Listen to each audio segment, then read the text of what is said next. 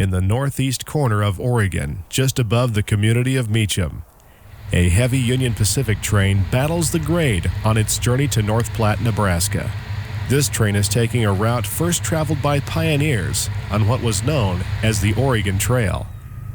To railroaders and rail fans, these are the Blue Mountains. The line is as challenging as it is scenic, crossing 3 different summits: Kamela, Telocaset, and Encina. Part of Union Pacific's Northwest Corridor, a great variety of trains head east and west over the busy main line.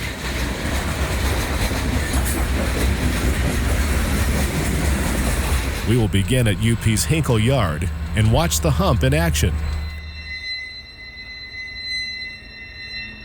Then we will turn east and witness heavy trains taking on the stiff grades of the Blues.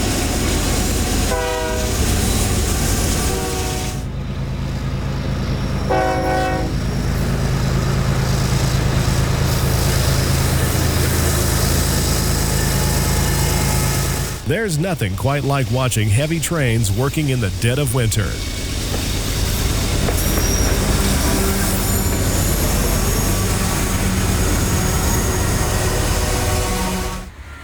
Seven Idea Productions traveled to the Blues in January and April 2010 to bring you a great variety of trains in winter and spring.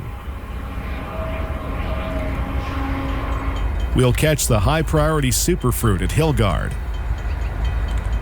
16,000-ton soda ash trains passing locations such as High Bridge, expedited stack trains scream by the camera at nearly 70 miles an hour.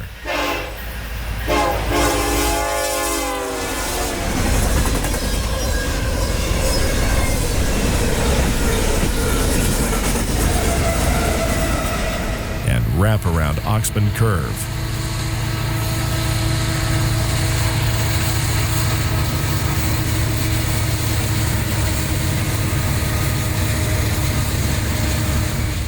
Join us now for the Blue Mountains, Union Pacific's Grande and Huntington subdivisions.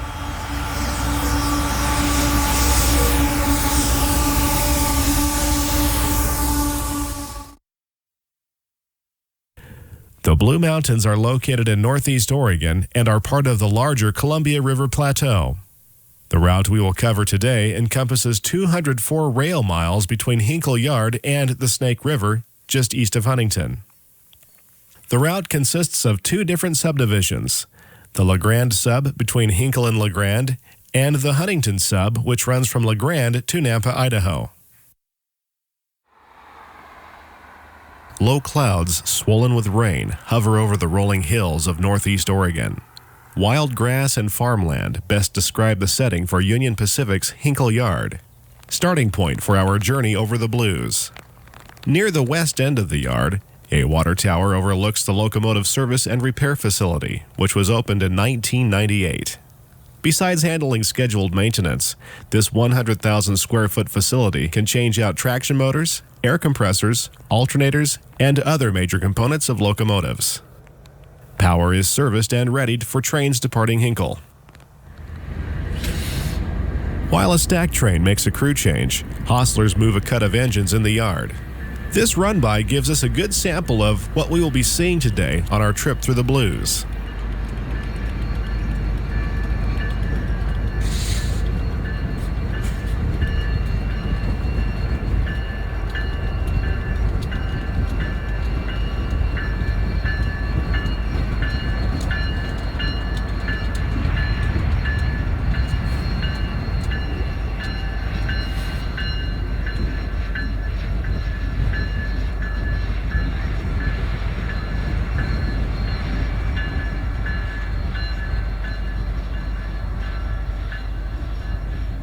Hinkle was constructed in 1951 and is an important terminal for UP's Northwest Corridor, with Portland to the west, Spokane to the north, and Huntington to the east across the Blue Mountains.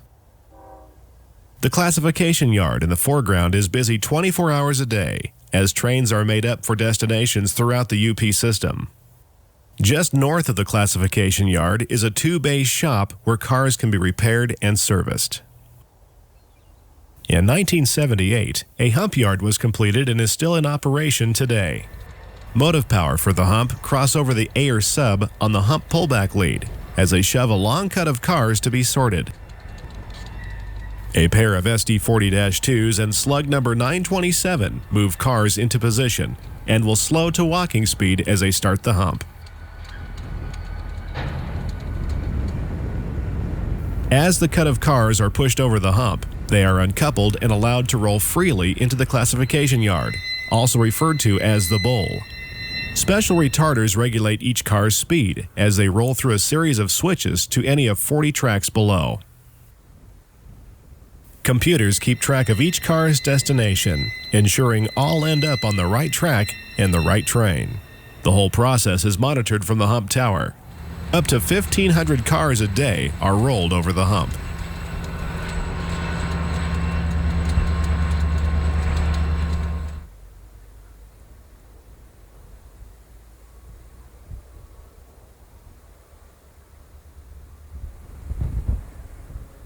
While the hump yard continues to operate, it's time for us to turn east and head for the Blue Mountains. Leaving Hinkle, the Grande subdivision follows the Umatilla River for several miles as it winds through farmlands and small communities. At Nolin, milepost 199, an eastbound manifest with distributed power makes good time on the slight uphill grade.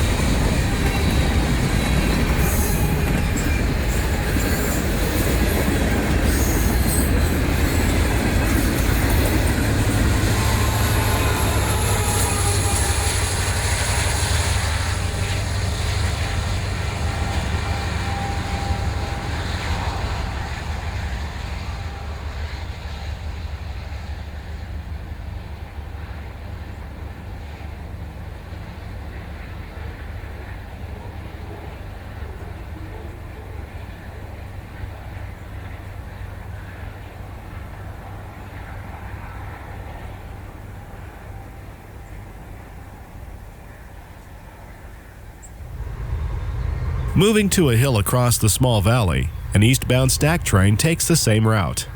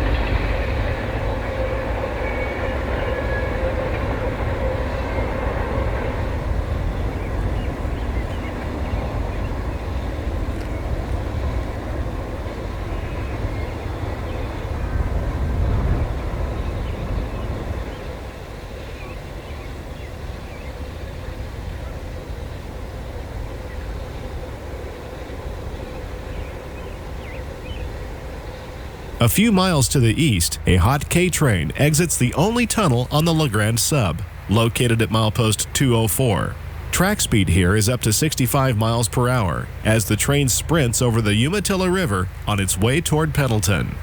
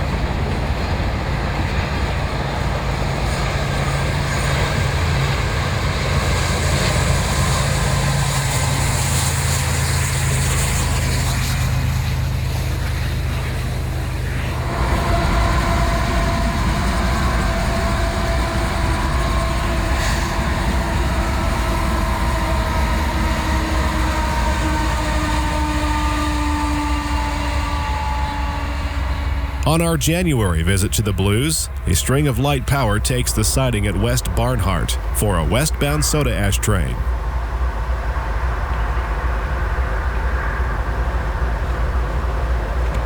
Power look good. Thanks, would you?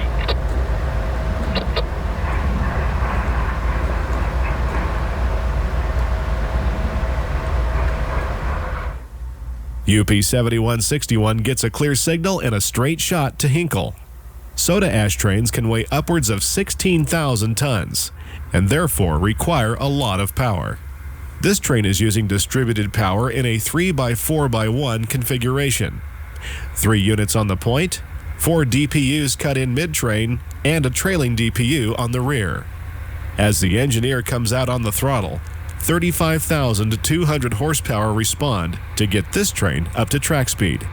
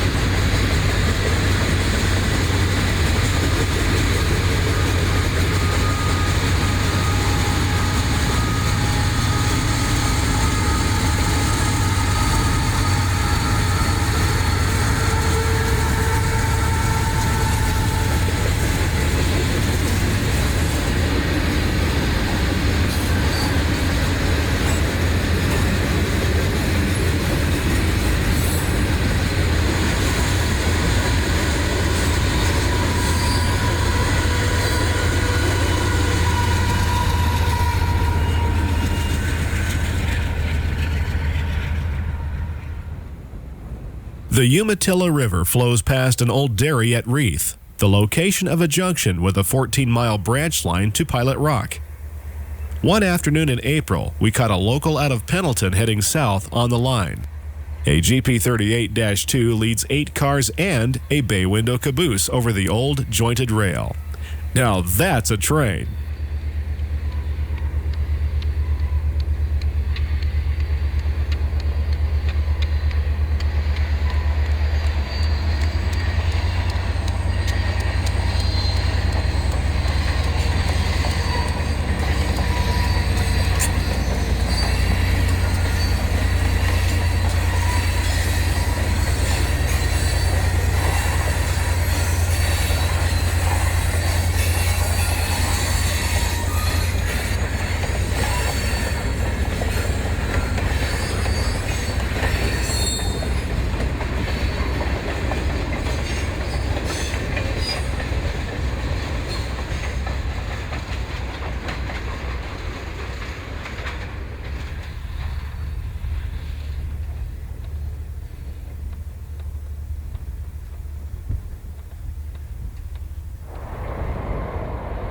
From the foothills of the Blue Mountains, we can easily see the community of Pendleton, home of the world-famous Pendleton Roundup, a legendary rodeo that has gone on for 100 years.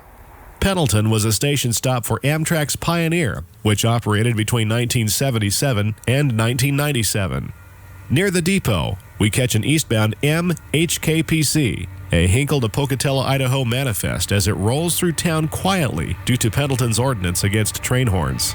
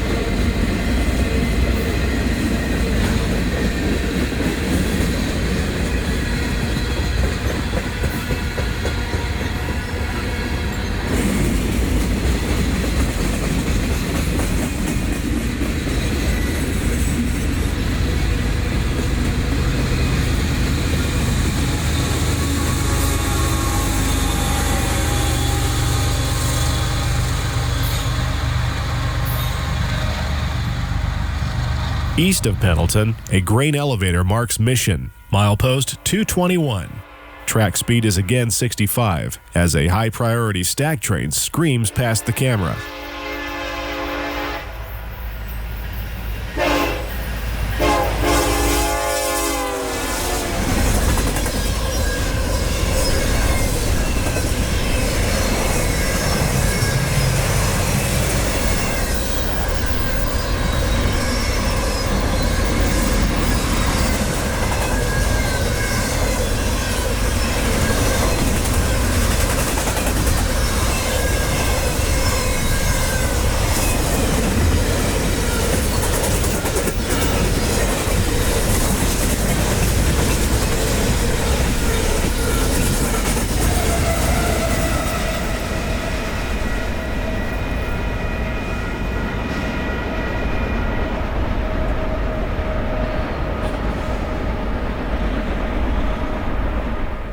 A second elevator can be found just to the east with an open grain pile.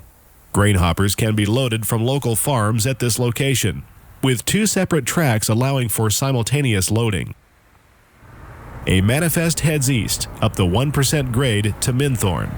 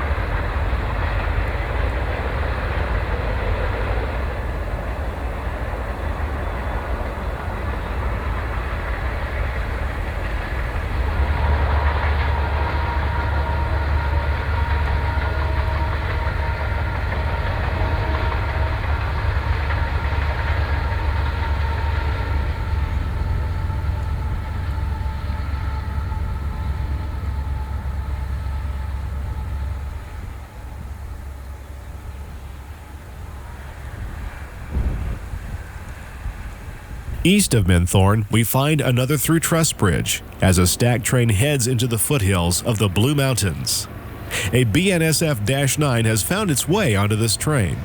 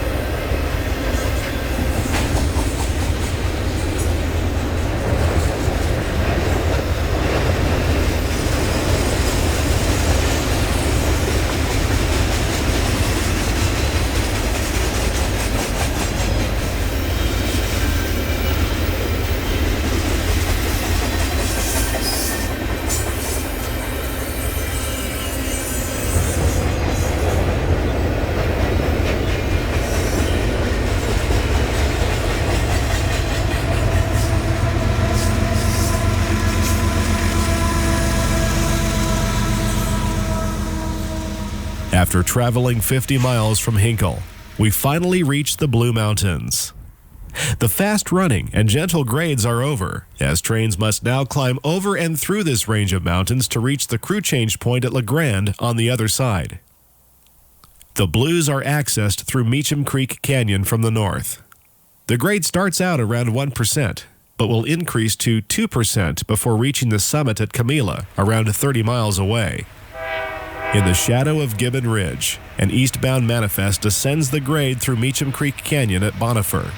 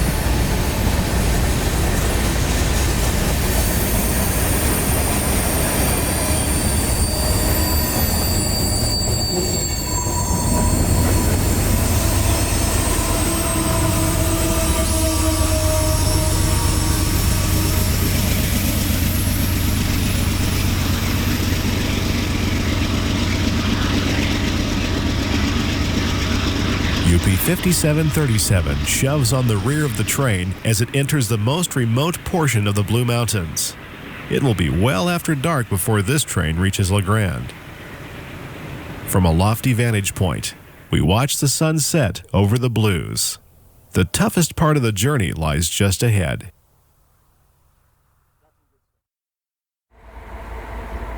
On a cold January morning, a westbound 78-car soda ash train crosses Meacham Creek at High Bridge, milepost 263. Dynamic brakes strain to hold the train to the speed limit on the 2% descending grade.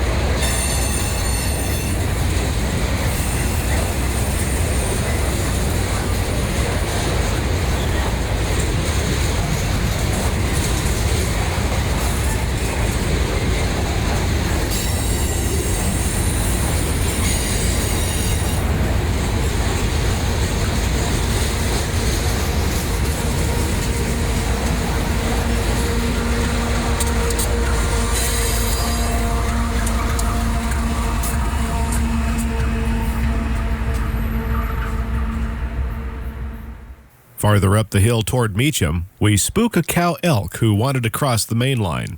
It's just as well as an eastbound stack train rounds the curve as it climbs up grade.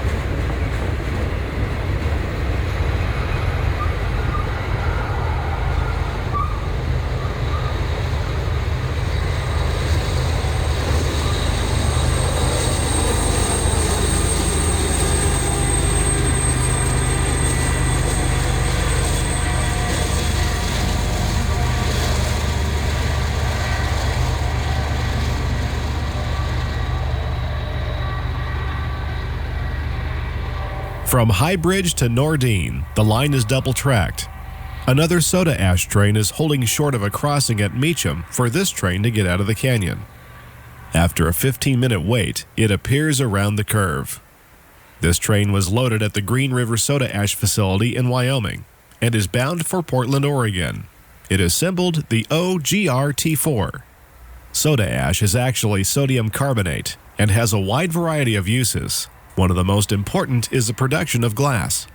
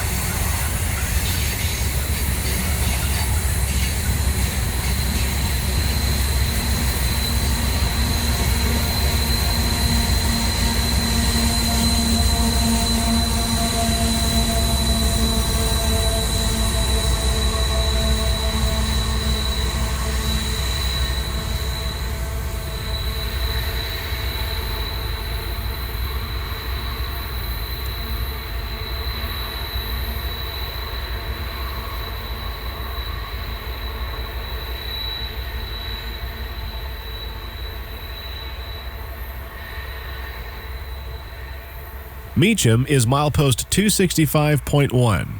Meacham Station was an important stage stop on the Oregon Trail, and later a station for the UP. President Warren G. Harding gave a speech here in 1923, commemorating the Oregon Trail. It's now just a wide spot in the road, bypassed by the interstate.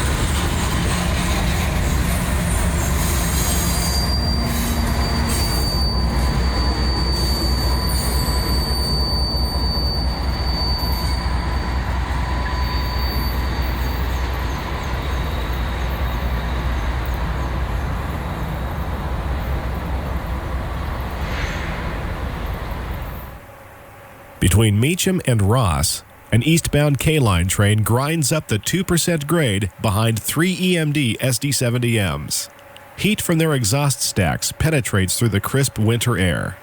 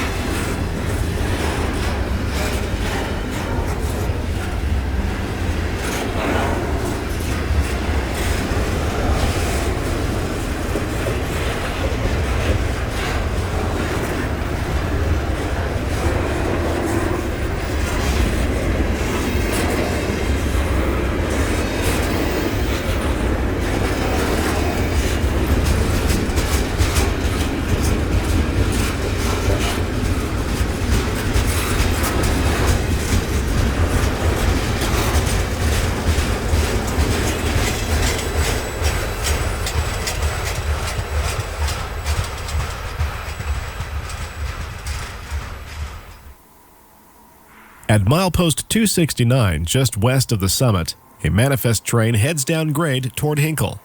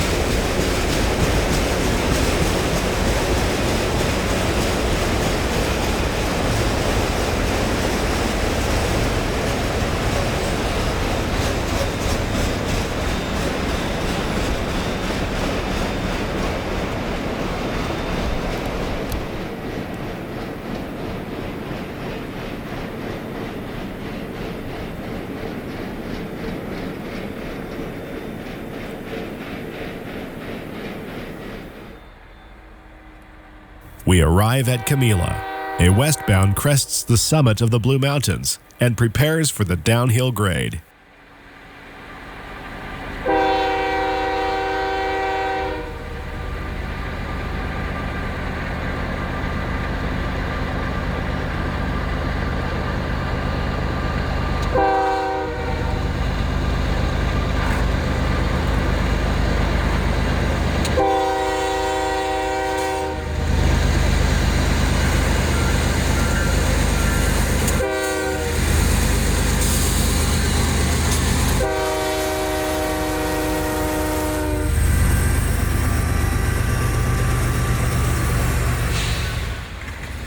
The locomotives pass, still pulling on the train, even though it's starting down a 2% grade.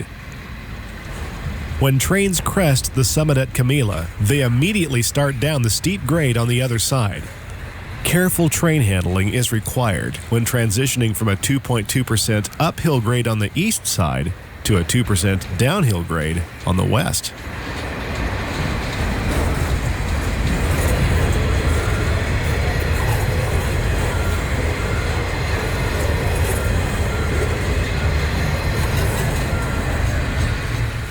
With the westbound now in dynamics, an eastbound appears in Run 8 as it nears the summit of the Blues.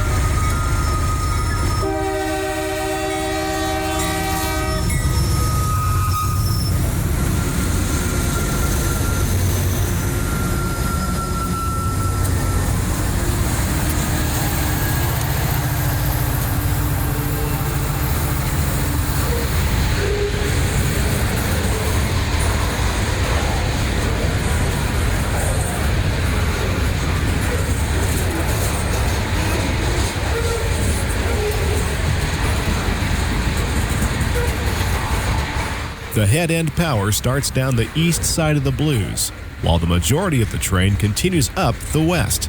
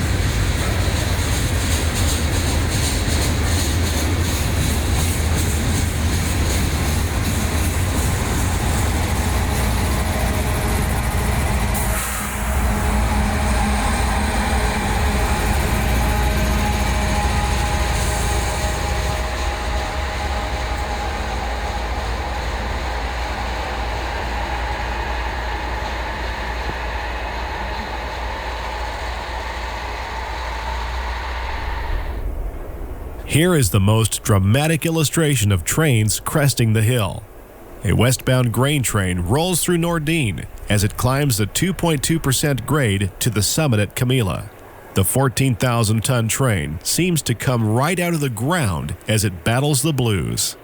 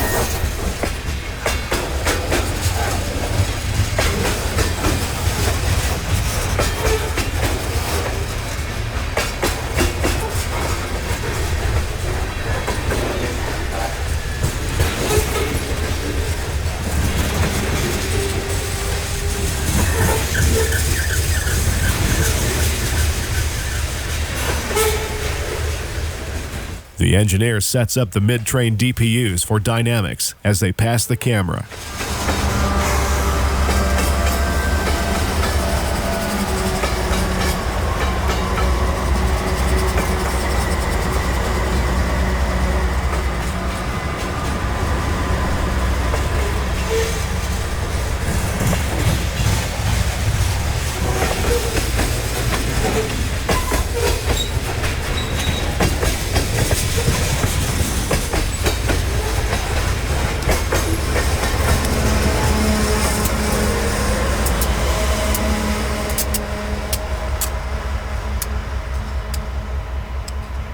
The train disappears to the west in the same fashion that it arrived.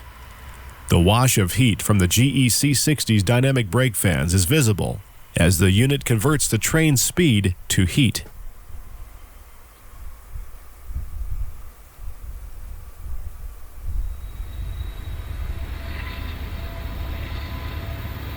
Set up near the west switch of Motanic, we catch an underpowered manifest train powered by 3 GE AC-4400s.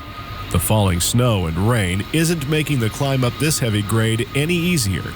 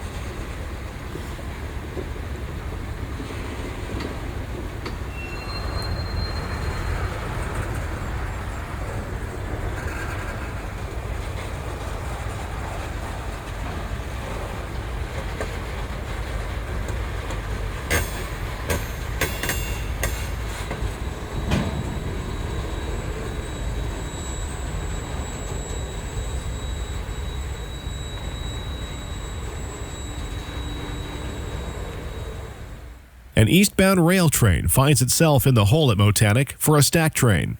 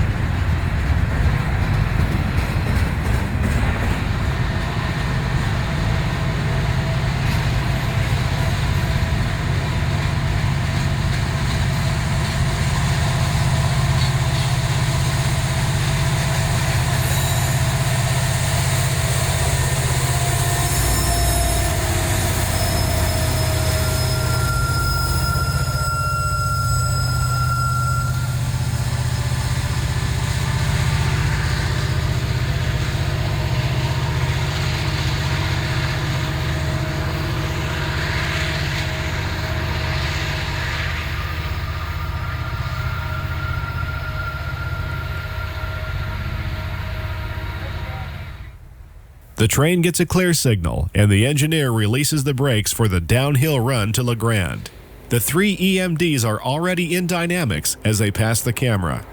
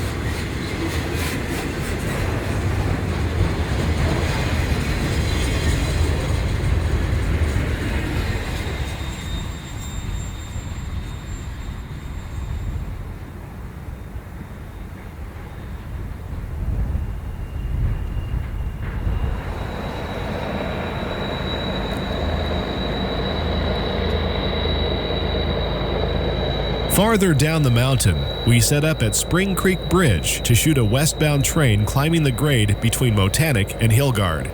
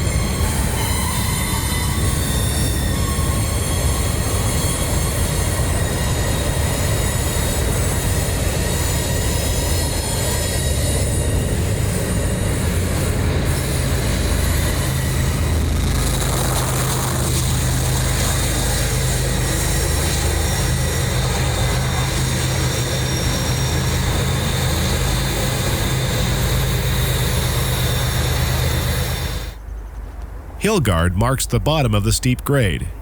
It's Thursday morning, and UP's high-priority Produce Rail Express is right on time with perishable food items from Oregon, Washington, and Idaho. Train ZWASKP runs weekly out of Wallula, Washington, and is bound for CSX Railroad's Selkirk Yard in New York.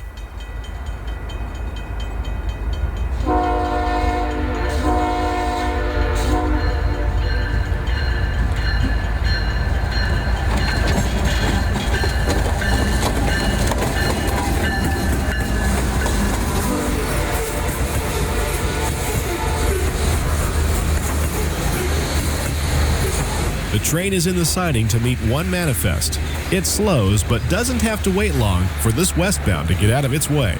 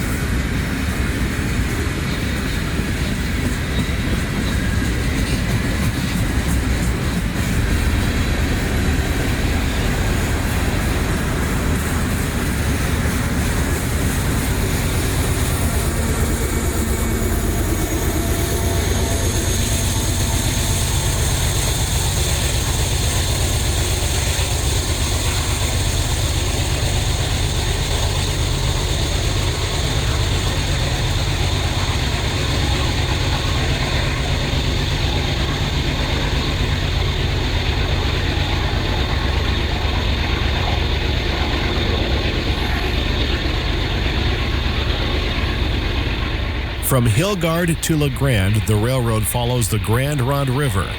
At Perry, another westbound manifest rolls through the canyon.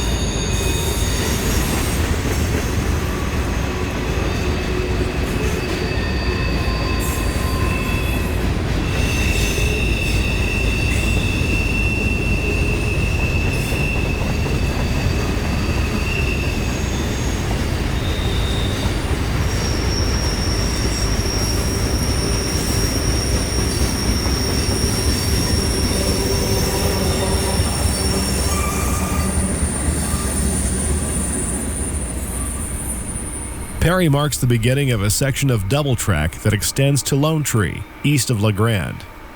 An early morning eastbound approaches.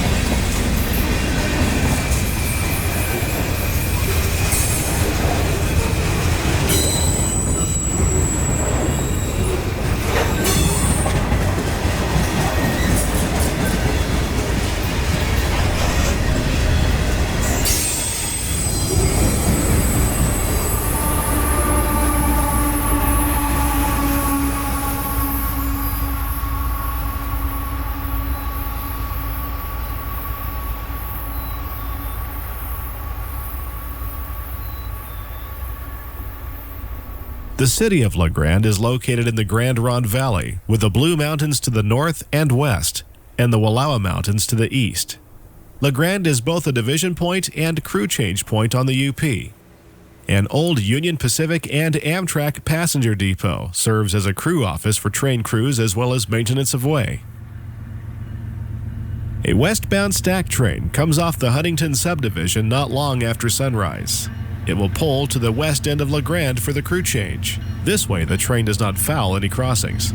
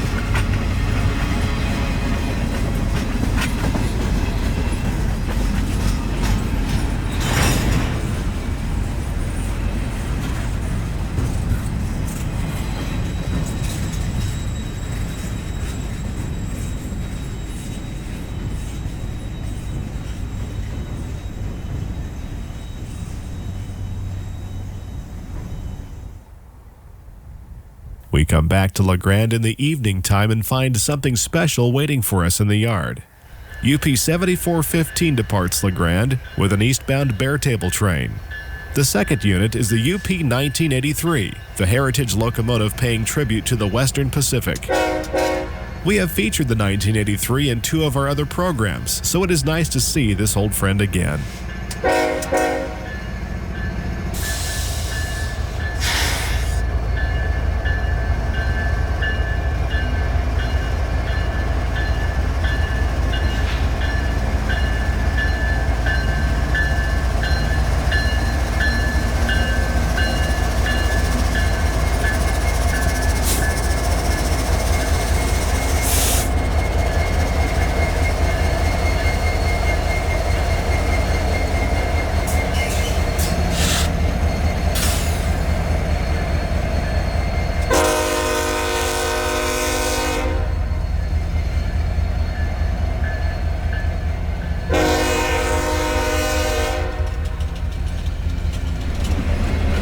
As the Beartable departs, UP 4739 also heads east with a work train.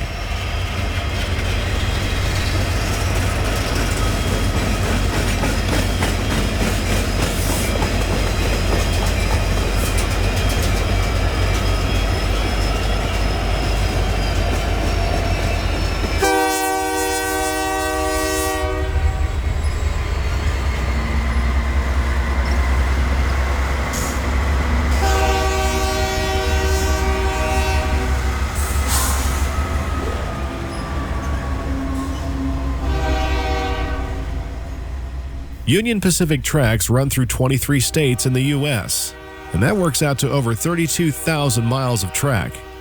Needless to say, that's a lot of rail, ties, switches, and roadbed to maintain.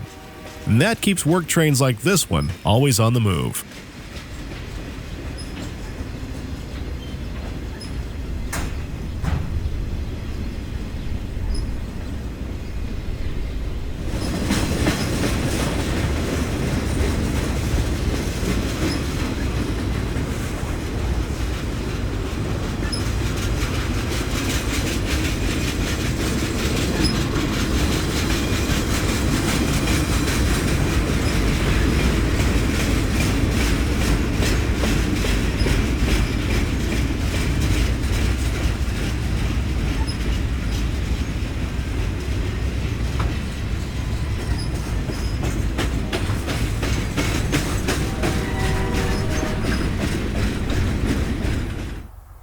Heading east over the Huntington subdivision, the time zone changes from Pacific to Mountain as trains head southeast through the Grande Valley. This 10-mile stretch of tangent track parallels Highway 30.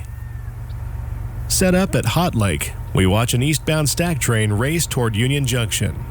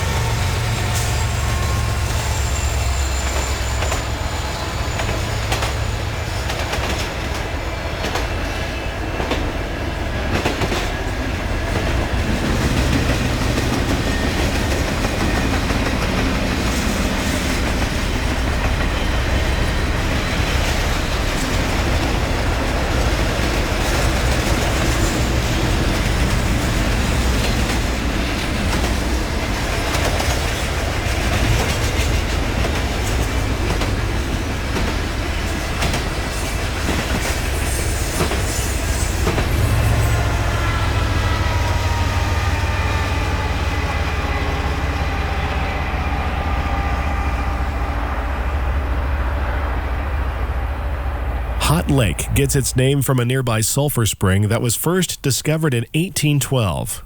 Over the past 200 years, the Hot Lake Springs have been frequented by those wishing to relax in the soothing waters.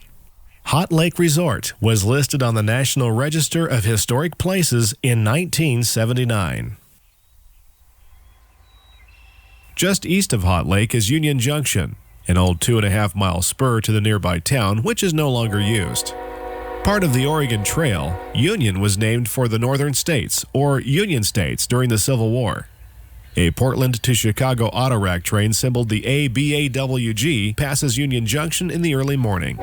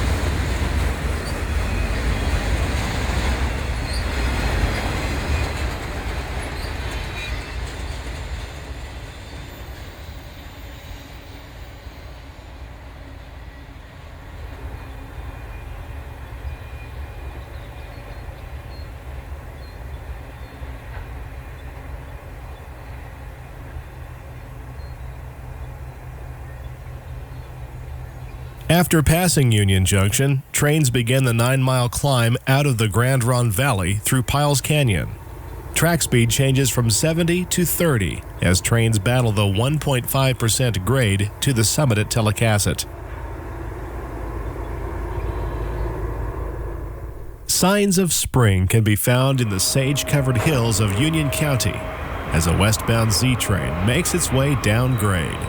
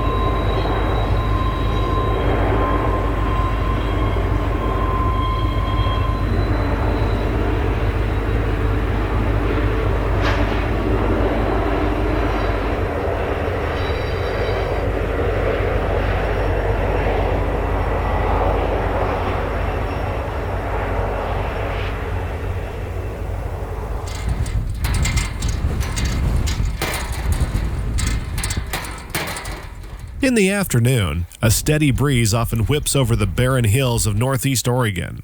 We again catch the rail train we first saw at Motanic as it works up grade to Crooks.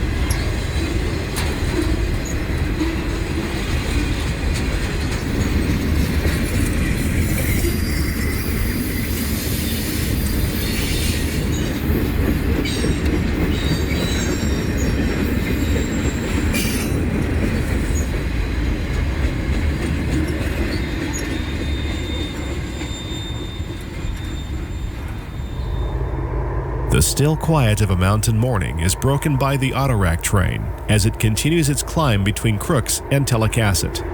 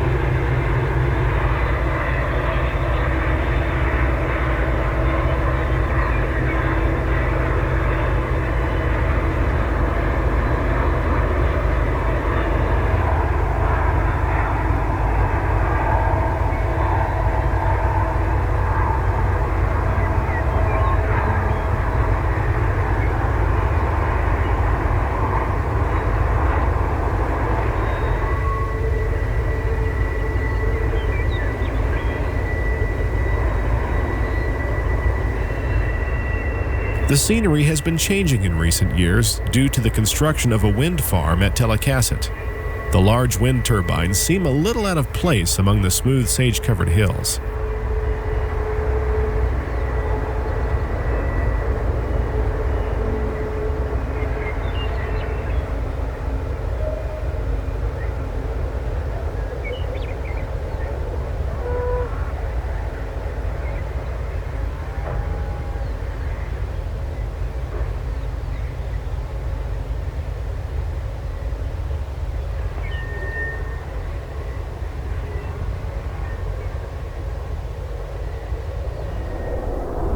Moving up the hill to Telocaset, milepost 311.9, another eastbound train rounds a curve before reaching the top of the grade. Telocaset is the second of 3 summits the railroad must conquer on the Blue Mountain route.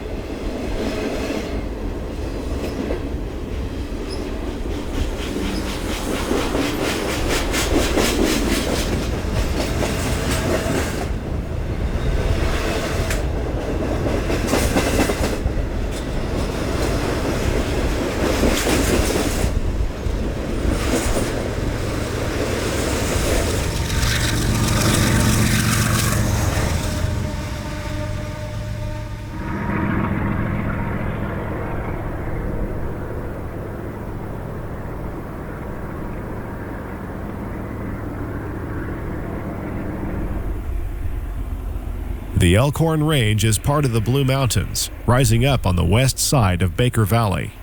They provide the backdrop for a Hinkle-bound manifest train approaching Telocaset from the east. This train is powered by a straight set of 5600 class AC 4400s, some of the most common locomotives found on this line.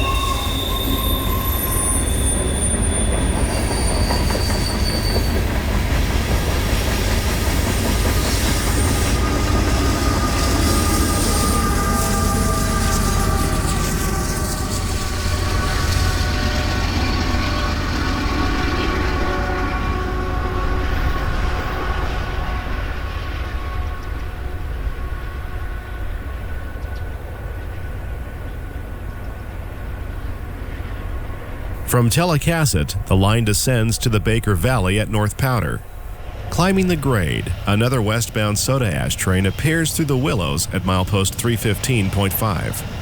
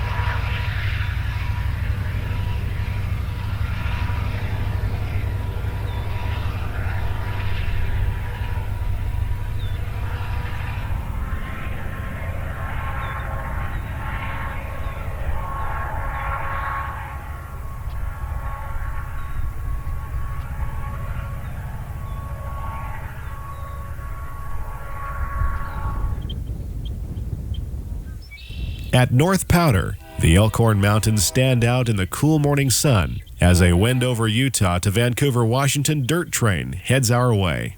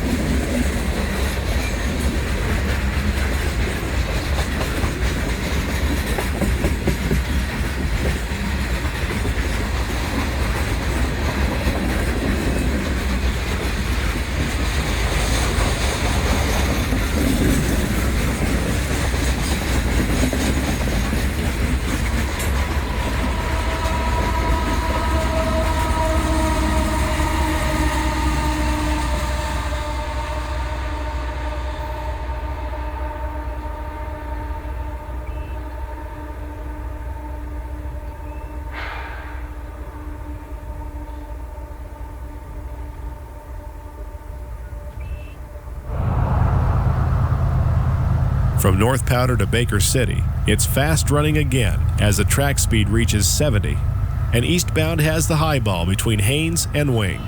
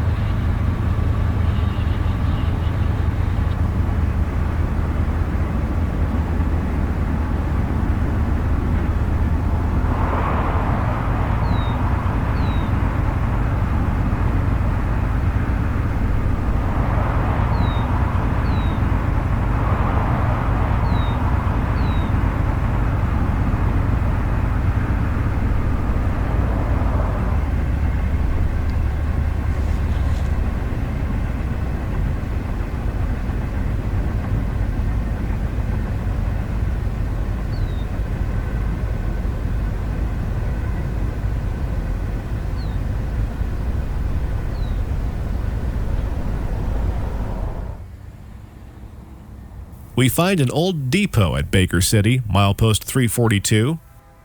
An eastbound Hinkle to Roper train races by.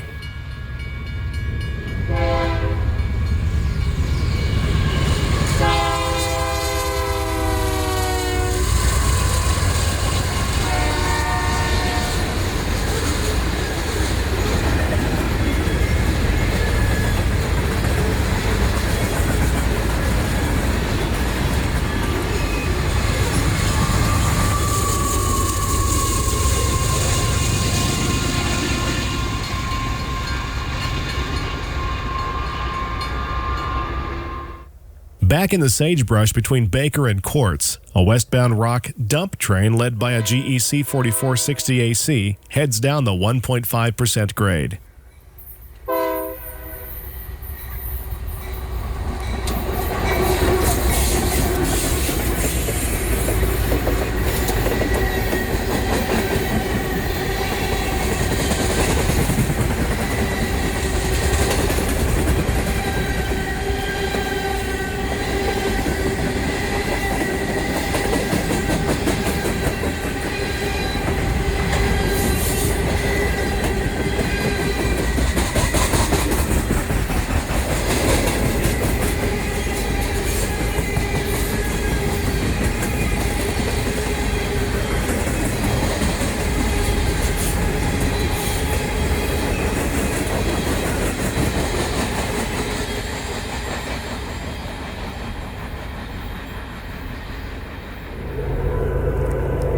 The grade begins again east of Baker City to the third summit at Encina.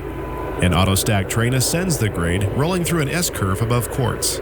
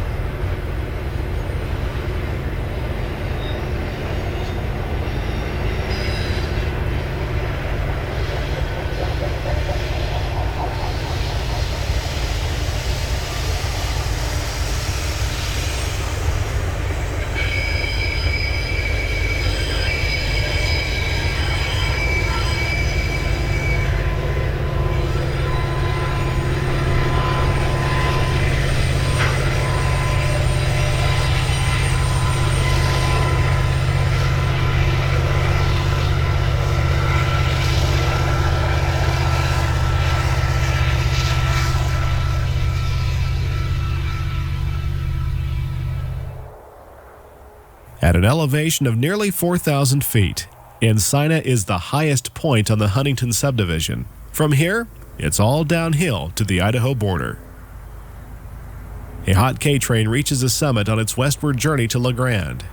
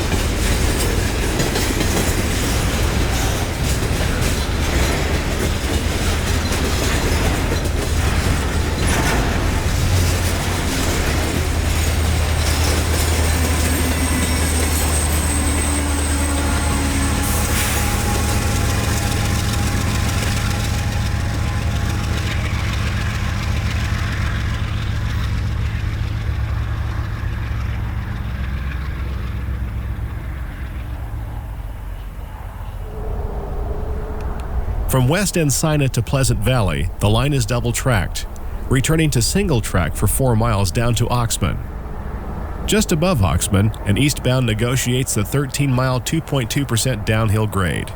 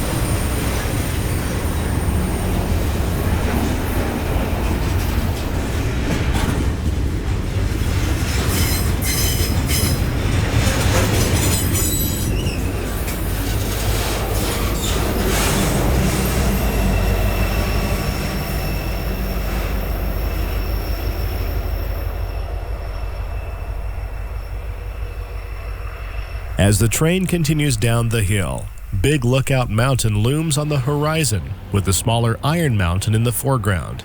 Near this location is the famous Oxman Curve, still hidden from view by the hills. Another westbound K train rolls through a series of cuts as it battles the grade at Oxman.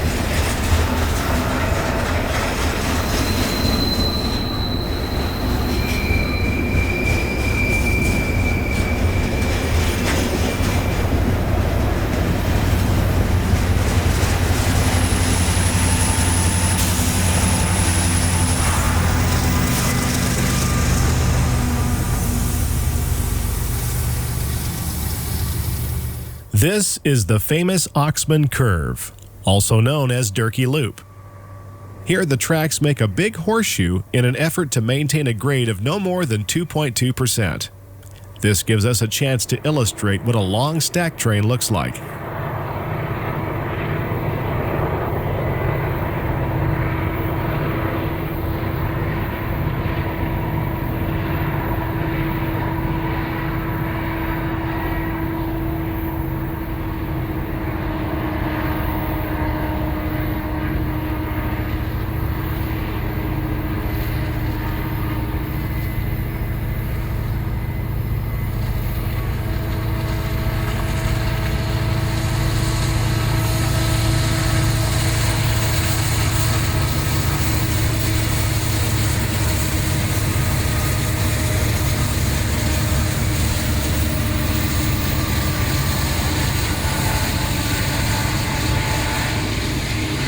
The head end of this train is passing milepost 364. Just out of camera view is a control point at Prichard Creek, milepost 365.6, over a mile and a half away.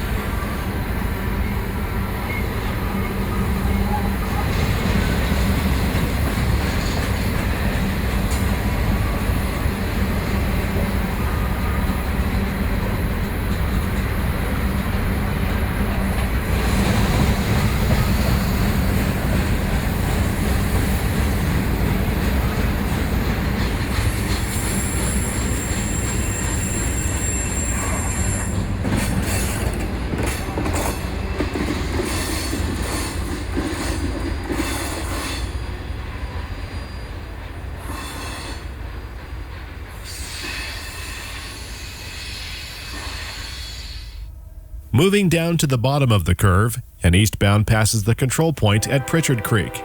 Track speed increases from 20 to 60 as trains race through Durkee.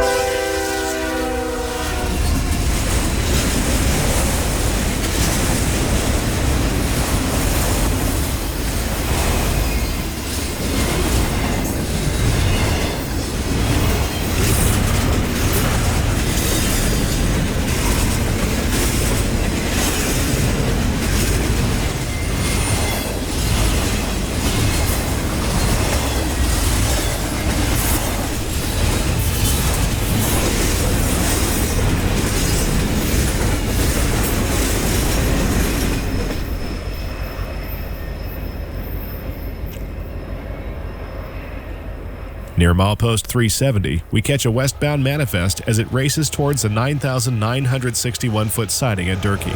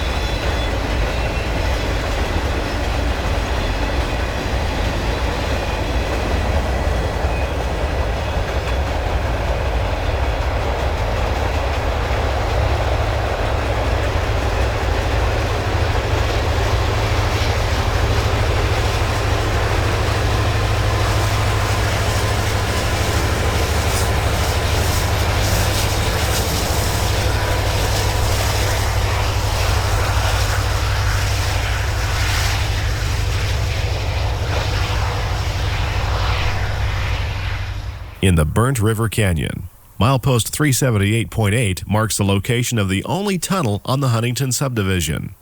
The old original tunnel is seen to the left. Another westbound exits a 909-foot bore of Tunnel 15 in the late afternoon.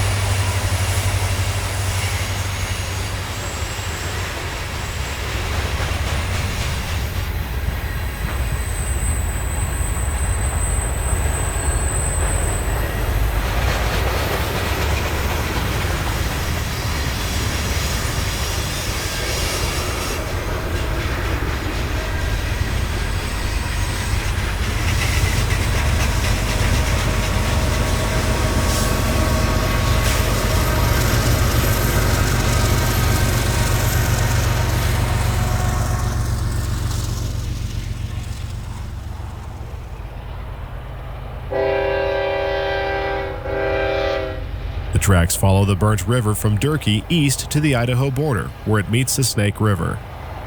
A westbound crosses the river on a bridge before entering the east bore of Tunnel 15.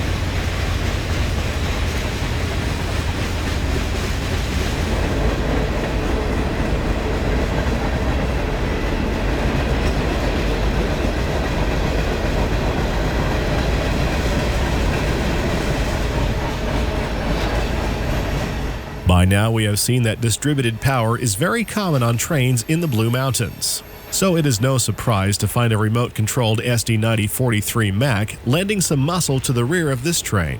Union Pacific refers to DP units as dupes.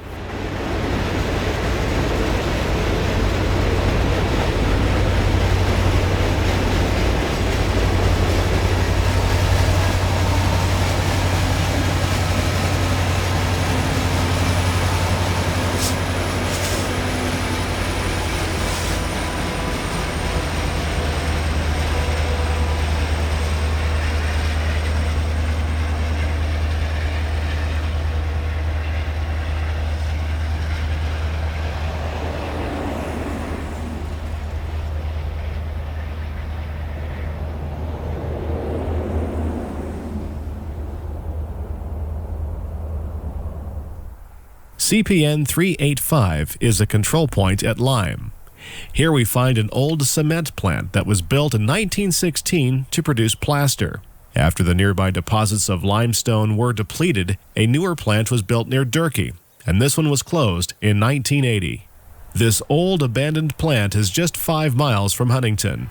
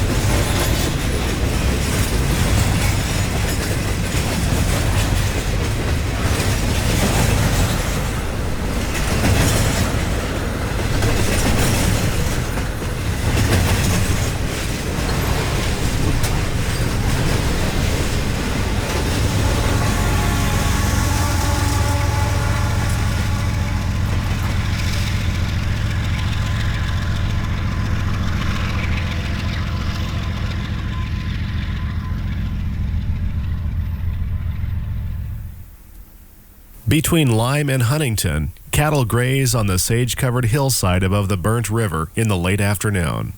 Continuing to follow the route of the Old Oregon Trail, a westbound stack train makes its way up the steady 1% grade. UP 1983 visits us again.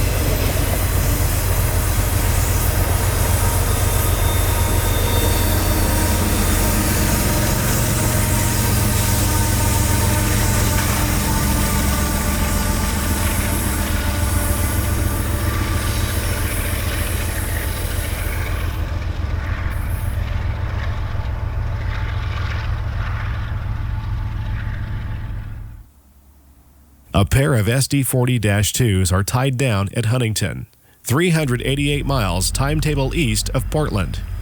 A westbound takes the siding to pick up a few hoppers before continuing its journey to Grande. Huntington is another historic community along the Old Oregon Trail. It was established in 1870 as Miller's Stagecoach Station before the coming of the Oregon Railway and Navigation Company line in 1884. Huntington was a rugged western town in its day, known for its saloons and gunslingers.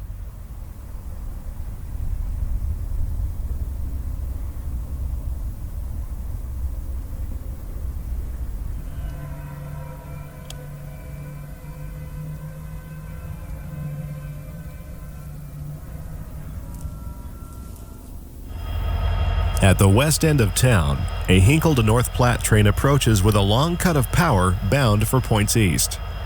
We recognize the trailing UP 8306 as one of the units being serviced at Hinkle at the start of our program.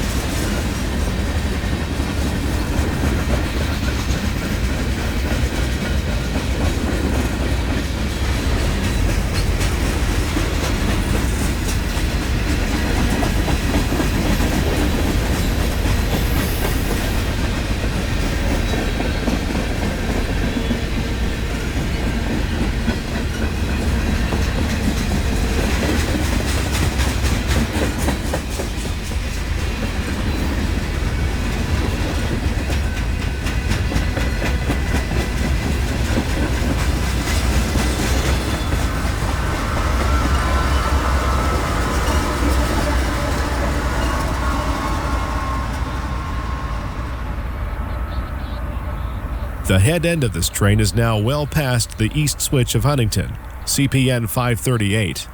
Mileposts east of here are measured from a junction with the UP's overland route at Granger, Wyoming.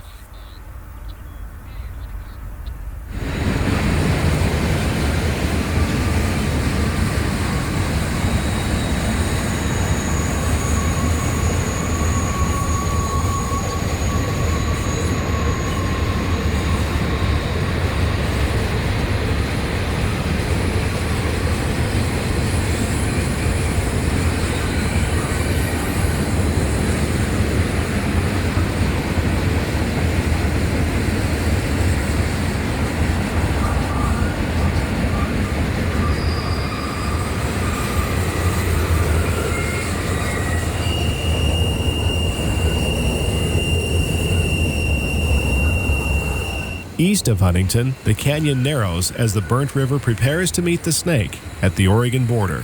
Our rail train has traveled some 113 miles since we first found it in the siding at Motanic.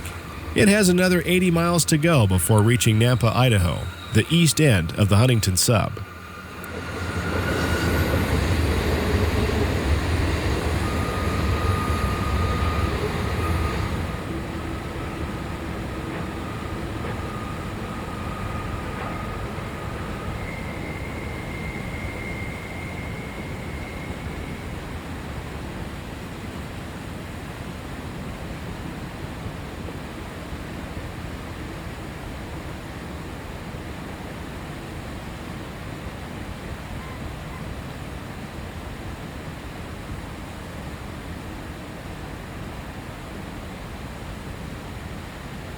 We have made it to the Snake River and the end of our journey.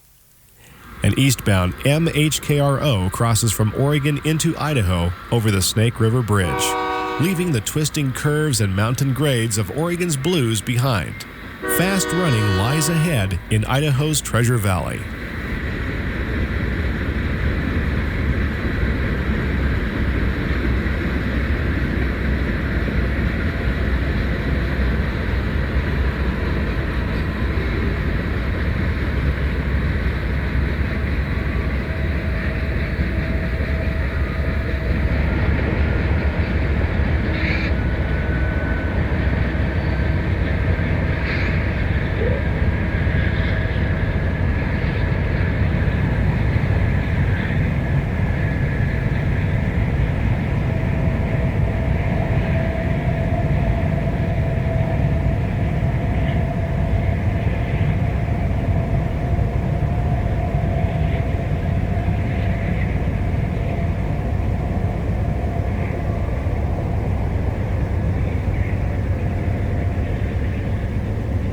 For more than a century, the sound of trains have echoed off the mountains and through the canyons and valleys of eastern Oregon. Today, Union Pacific's Grande and Huntington subdivisions continue to follow in the footsteps of the pioneers who settled this country. We hope you've enjoyed this tour across the scenic grandeur of eastern Oregon's Blue Mountains. Thanks for watching.